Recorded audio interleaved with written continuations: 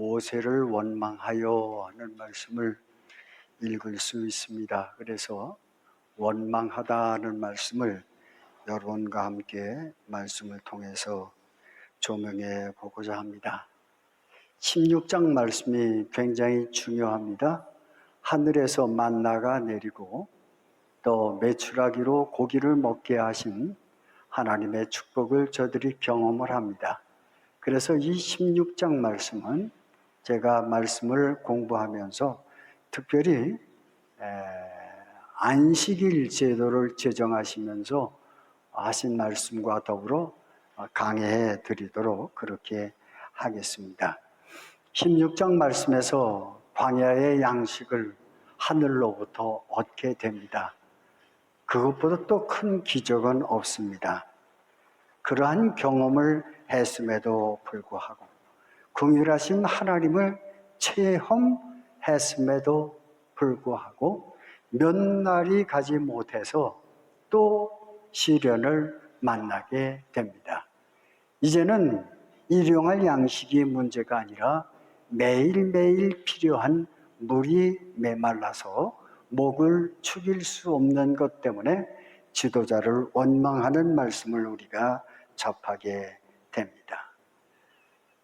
한날은 식량이 떨어지고 또 한날은 물이 떨어집니다. 매일매일 하나님의 백성들은 거듭난 영혼이라 하더라도 이러한 시련과 맞부대끼게 되어 있습니다.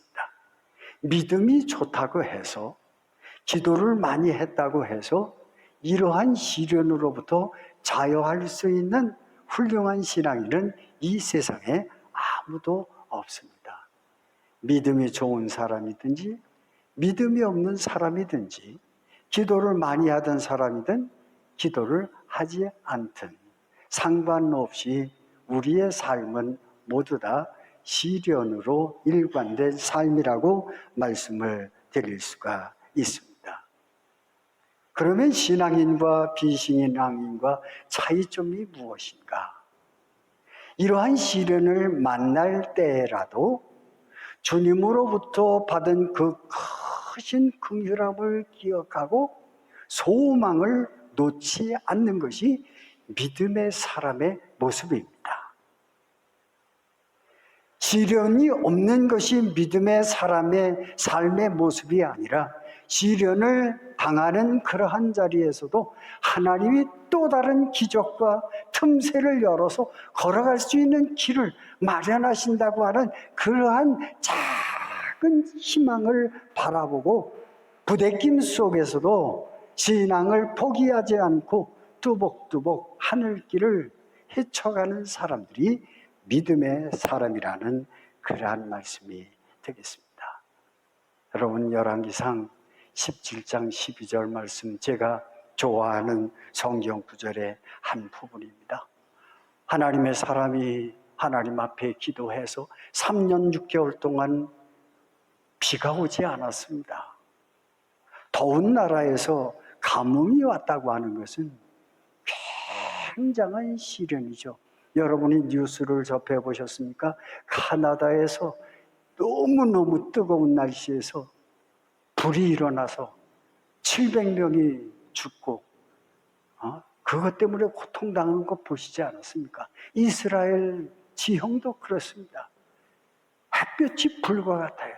그러한 뜨거움 속에서 비 한 방울 내리지 않는 3년 6개월의 재앙을 만납니다. 하나님께서 기도하는 엘리야에게 말합니다. 너는 어느 집 가면 과부를 만날 터인데 거기에 가서 양식을 구하라. 부잣집에 보내지 않습니다. 가난한 집으로 보냅니다. 그 집을 찾아가서 엘리야가 배가 고프니까 그 과부에게 말합니다. 내가 배가 고프니 먹을 것은 좀 해와라. 그러니까 성경을 읽어보니까 아무런 대꾸도 하지 않고 그저 궁시렁대죠. 야, 아들 한 아그 이야기하면서 너나 나나 이 재난의 기간에 살아남을 그러한 희망이가 없다. 그러니 예언자 하나 대접하고 우리들이 조금 양식을 먹고 하나님이 죽으라 하면 죽자 하고 마지막 양식을 해서 예언자를 대접하고 그리고 아들과 나누어서 먹습니다. 긴축재정을 했죠. 조금씩 먹고 배고를 누르면서 가뭄을 견뎌내죠. 그럼에도 불구하고 예언자가 밥을 먹겠다고 하니까 탈탈 끌어서 그것을 밥으로 해내었습니다.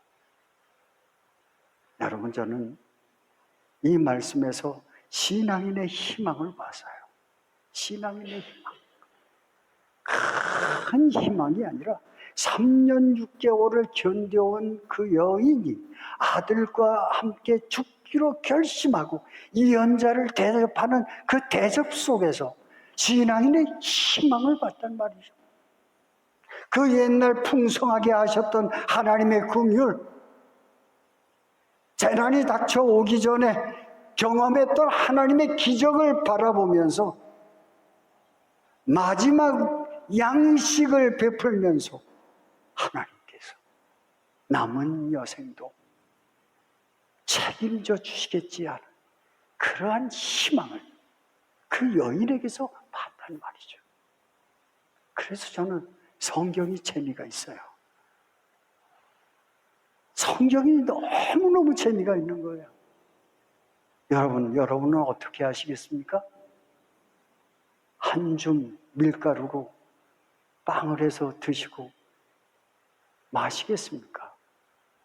지나가는 거렁뱅이에 대접하고 마시겠습니까? 어떻게 하시겠습니까? 근데 이 여인은 하나님의 긍휼하심을 바라보면서 예언자를 대접했어요. 이것이 신앙인의 모습입니다. 신앙인의 희망입니다.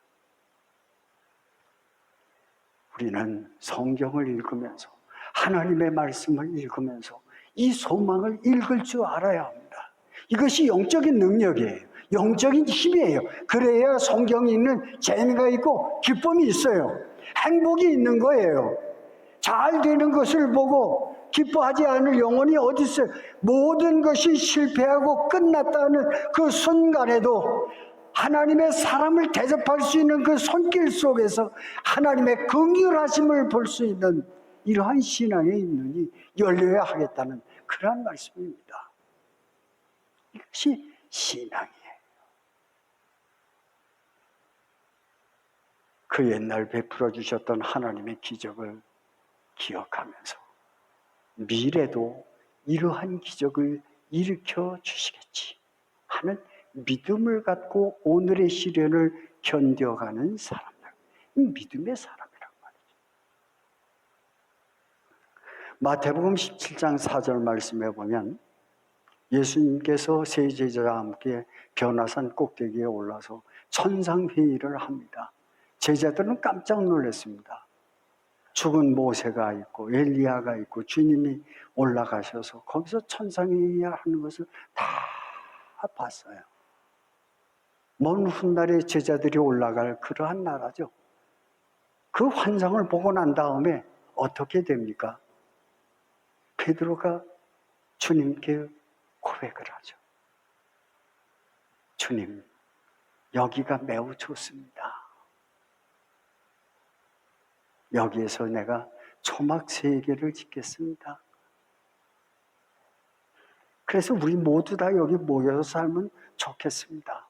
여기가 하나님 나라입니다. 그렇게 말했을 때 주님이 뭐라고 말씀하셨습니까? 그래, 너는 여기 살아라 그러셨어요? 아니죠. 어떻게 하셨어요? 얘들아, 여기 있지 말고 다 산 아래로 내려가자. 그리고 다 끌고 산 아래로 내려옵니다. 산 위에서 내려가자. 이 말씀도 기가 막히죠. 여러분, 우리가 놓여있는 교회의 장소를 보십시오. 세상 속에 교회를 만들어 놓으셨습니다. 산 꼭대기에 만들어 놓지 않았어요. 여기가 좋사오니 하는 그곳에 교회를 만들지 않았어요. 하나님의 사람들을 거기에 두시지 않았어요. 세상 속으로 죄가 득실득실 그러한 곳, 병든 사람들이 있는 곳, 쓸모없는 사람들이 있는 곳, 천상에 교회를 만들어 놓지 않고 세상 속에 만들어 놓으셨어요. 그리고 교회를 향해서 말하는 것이죠. 내려가자, 내려가자. 하나님의 백성도 마찬가지입니다. 축복받은 사람이라고 해서 천상에 올려놓지 않습니다. 좋은 세상에 올려놓지 않아요. 여기가 살기 좋습니다. 그러한 장소에 내버려 주지 않으십니다. 세상 속에서 세상의 시련을 겪으면서 질병과 부대끼면서 세상의 문제와 부대끼면서 영적으로 우리를 훈련하시고 하나님의 백성으로 만들어 가시고 성품을 다듬으시고 우리의 영혼을 강건하게 하시고 우리의 삶을 인내로 준비하도록 만들어 가십니다. 아멘. 여기가 좋사오니 교회가 놓여진 좋은 장소가 어디 있어요? 세상 속에예요. 삶의 문제가 부대끼는 곳에 갖다 놓으셨어요. 교회와 성도들은 어려움이 있는 곳, 거칠고 고독하고 황량한 광야 속에 있습니다.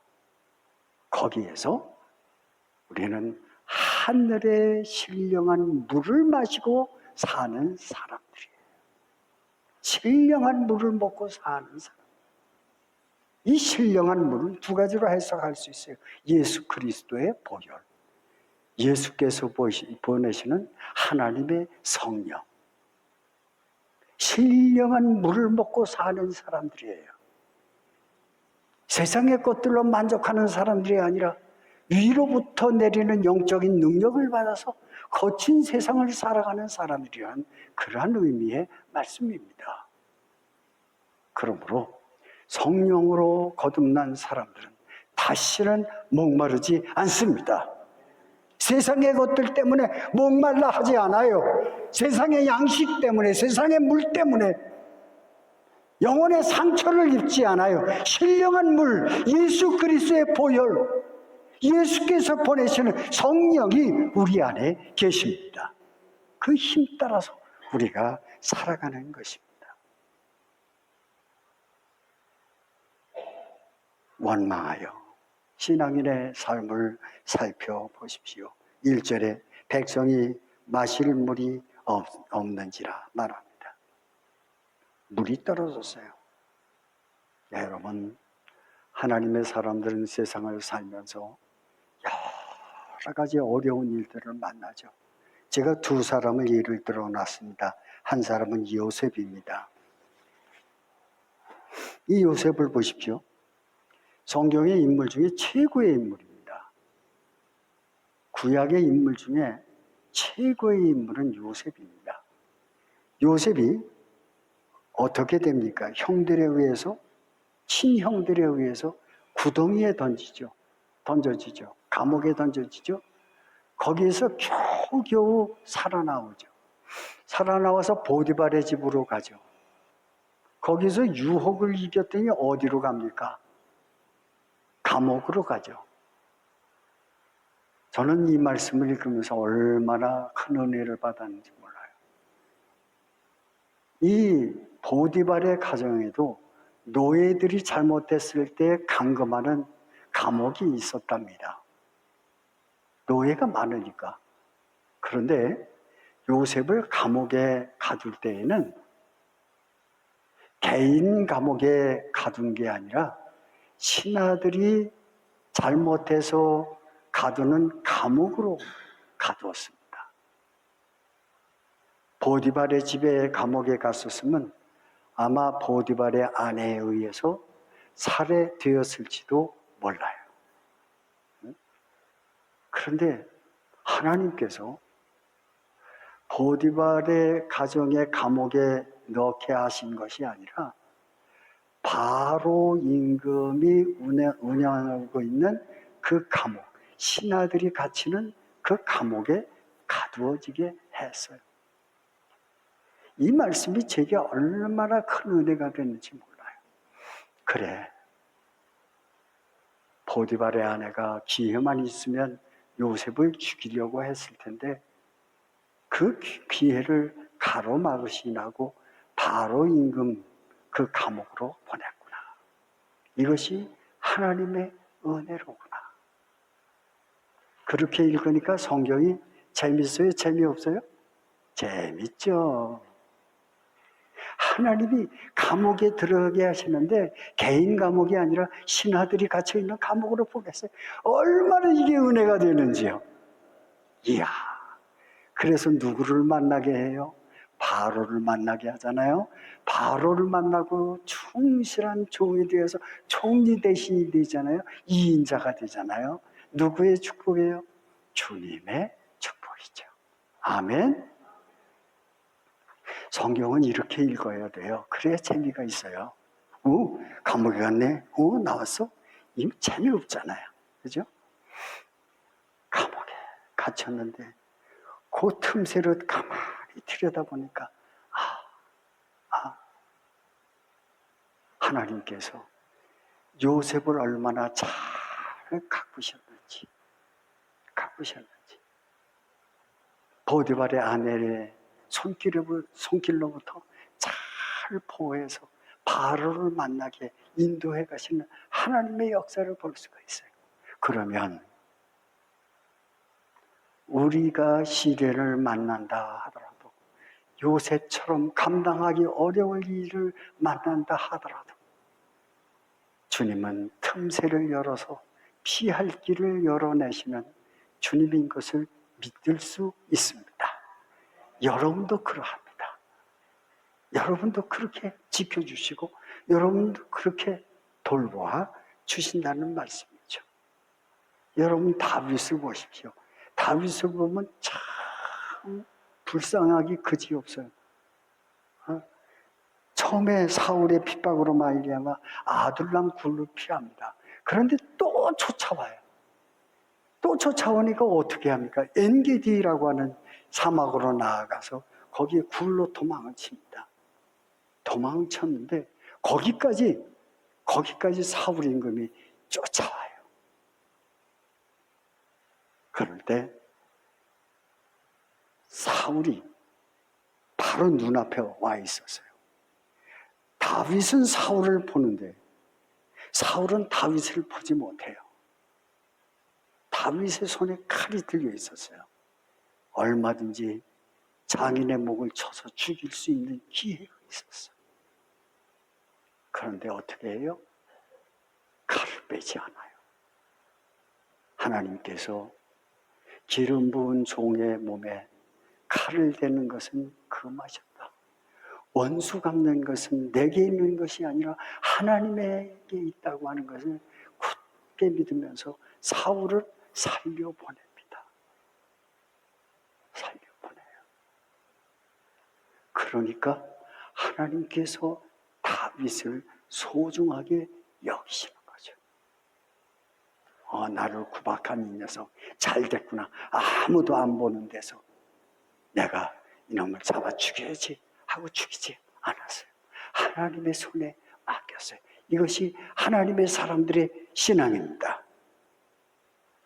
내가 원수를 갚으려 하면 또 다른 원수를 만들어내지만 하나님이 그 일을 하시면 나의 원수는 아닙니다.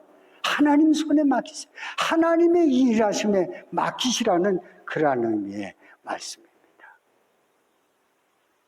우리가 세상을 살면서 여러 가지 어려운 일을 만나지만 주님은 여러분을 돌보아 주신다. 한 가지 말씀을 여러분에게 또 드리고자 합니다. 모세가 하나님의 말씀을 따라서 그 길로 인도했음에도 불구하고 백성들이 원망을 하죠. 그때 모세가 하나님 앞에 기도했습니다. 지난주일에도 여러분에게 말씀드렸습니다. 기도는 신앙인이 잃어버려서는 안 되는 가장 중요한 무기입니다. 광야에서 모세가 위대한 것은 그 어려운 일을 만날 때마다 주님께 기도했다 하는 것입니다. 기도했어요. 이 기도를 사도 바울이 본받아서 이러한 기도를 해요. 데살로니가 후서 3장 2절에 무리하고 악한 사람들로부터 주여 나를 건져 주옵시고 이렇게 기도해요. 바울도 복음을 전하면서 자기 자신의 목숨을 해하려고 하는 많은 사람들을 만났어요. 그럴 때마다 하나님 앞에 기도한 것이 있어요. 하나님, 이 무리한 백성들, 악한 사람들로부터 나를 건져 주십시오. 이렇게 기도했습니다. 이 기도가 예수님의 기도와 맞닿아 있어요. 이렇게 맞닿아 있습니다. 여러분, 예수님이 십자가에 달려 죽으실 때에 두 강도가 함께 십자가에 달려 죽었는데 한 강도는 예수님을 원망했어요. 예수님을 원망하고 나를 좀 살려줘 봐라 하면서 비꼬기도 했습니다. 그런데 누가복음 23장 41절에 보면 옆에 있는 한 강도는 이렇게 말합니다. 예수를 바라보니까 옳지 않은 것이 하나도 없었더라. 이렇게 고백하고 있는 말씀을 읽을 수 있어요. 예수님은 두 강도의 틈바구니에서 목숨을 잃어가시면서 거기에서도 내 영혼을 아버지 손에 맡깁니다. 이렇게 기도를 했어요. 한 사람은 하나님의 나라를 소유하지 못하고 죽었지만 한 사람의 눈에는 예수님을 해석하는, 예수님을 바라보고 예수가 누구인가를 알아차리는 지혜 있는 사람이 됐어요. 십자가에 달려 죽으신 예수를 보니까 예수는 옳지 않은 일을 행한 것이 하나도 없다.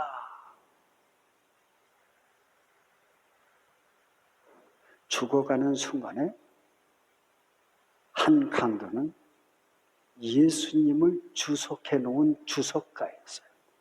해석자였어요. 한 사람은 영적인 눈이 멀어서 악한 채로 세상을 떠났지만 한 사람은 가장 훌륭한 주석가가 됐어요. 예수를 해석해 놓는 사람이 됐어요.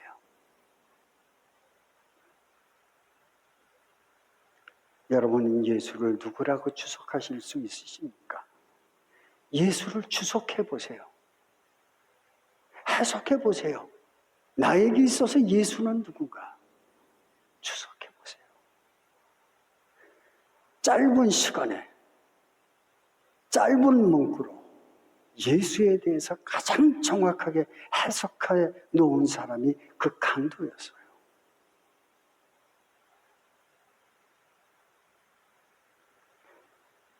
여러분의 기도가 이러한 기도가 되기를 바랍니다. 주님, 내가 이 세상 사는 동안에 70년, 80년 살면서 예수님을 믿었다고 하는데 예수님을 내가 어떻게 추석할 수 있습니까? 한순간만이라도 예수를 잘 추석하고 죽게 해주세요. 해석하고 알아차리게 해주세요. 예수를 알고 죽게 해주세요. 악한 무리와 함께 세상에서 사라지는 사람이 아니라 주석가로서 남는 이러한 생애를 살게 해달라고 기도해야 합니다. 6절 말씀에 가보면 반석을 치라고 했습니다. 말씀의 결론입니다. 반석을 치라고 주님께서 말씀을 했어요. 여러분에게 이 명령이 떨어졌으면 산 꼭대기에 올라서, 호레산 꼭대기에 올라가서 시냇가가 아닌, 말라버린 냇가가 아닌 산 꼭대기에 올라서서 지팡이로 반석을 치라고 주님이 말씀하셨으니까 치겠다. 여러분은 어떻습니까? 반석에서 물이 나오리라고 확신하십니까? 치실 수 있으십니까? 모세는 그렇게 했습니다. 사람의 눈으로는 물이 나올 수 없는 산꼭대기, 모래밭도 아닌 단단한 돌 위에 서서 지팡이로 반석을 내려쳤습니다. 하루 이틀 물 나온 것이 아닙니다. 거기에 거하는 동안 목마름이 없었어요. 마시기만 했습니까? 밥 지어 먹고 옷도 빨고 목욕도 하였습니다. 그래도 물이 부족하지 않았습니다. 하나님의 사람들은 가장 불가능한 것 속에서 가장 큰 가능성을 보고 살아가는 사람들입니다. 내 곁에 불가능한 것들이 많아요. 할 수 없는 일들이 많아요. 그러나 그 불가능 속에서 순종하다 보면 하나님의 큰 축복을 만날 수가 있습니다. 신약으로 넘어가서 주석하며 마칩니다. 사도 바울은 이 말씀을 받아서 반석을 예수라고 설명했어요.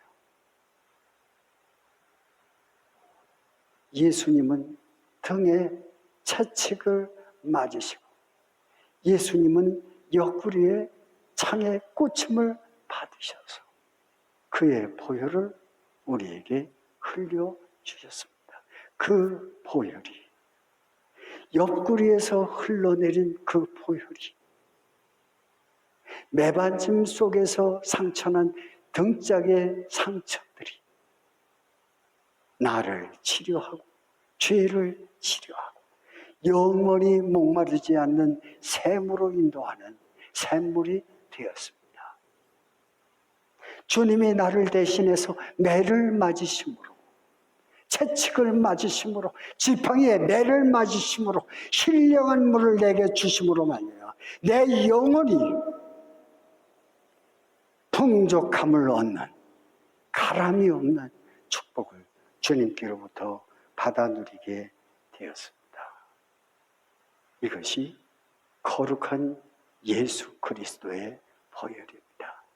예수 그리스도는 우리의 반석이시고 그의 몸에 찔려서 흘러내리는 샘물은 영원한 목마름이 없는 축복의 샘입니다.